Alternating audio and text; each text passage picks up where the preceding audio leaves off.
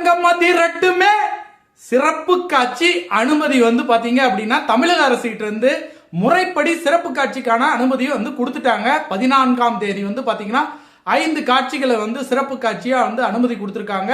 காலையில 9 மணிக்கு நம்ம தலைவரை ஸ்கிரீன்ல பார்க்கலாம். நமக்கு என்ன ஒரு பேட் லக் அப்படின்னா மற்ற ஸ்டேட்ல மற்ற கண்ட்ரில எல்லாம் பாத்தீங்க அப்படின்னா எல்லாம் தலைவரை பார்த்துருவாங்க.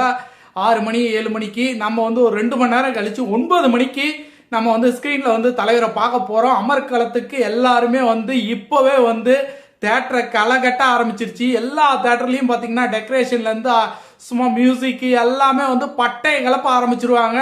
விடிய விடிய விடிய விடிய கொண்டாடிட்டு நைட்டு காலையில 9 மணிக்கு பாத்தீங்கன்னா முதல் காட்சி பார்க்கும்போது ரொம்ப சோர்ந்து போயிருவோம். அந்த அளவுக்கு ஆர்ப்பாட்டமும் அட்டகாசங்களும் அரங்கேற தீரும், அரங்கேறிய ஆகும். ஏன்னா தலைவருடைய 50வது ஆண்டுல தலைவருடைய படம் ரிலீஸ் ஆகுது.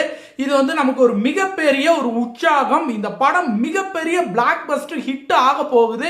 இதுல மாற்று கருத்தே இல்ல. அப்படி நெகட்டிவ் ரிவ்யூஸ் சொல்றவன் மூஞ்சி கீஞ்சி எல்லாமே பிய போகுது.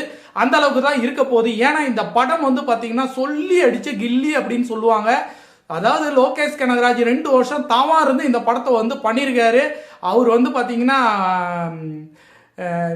ராமேஸ்வரம் போய் அவர் குளிச்சுட்டு கோயிலுக்கு போய் சாமி கும்பிட்டு வந்திருக்காரு. அவருடைய விஷயம் மனசுக்குள்ள நினைச்சிட்டு இருக்க விஷயம் என்னன்னா இந்த படம் பேன் இண்டியால பந்தயம் கட்டி அடிக்கணும். இதுதான் அவருடைய ஆசை. அதை கண்டிப்பா இந்த கூலி தலைவருடைய அனுகிரகத்தினால இது நிறைவேறணும். லோகேஷோட ஆசைகள் நிறைவேறும், கண்டிப்பா நிறைவேறும். நாங்க இருக்கோம்.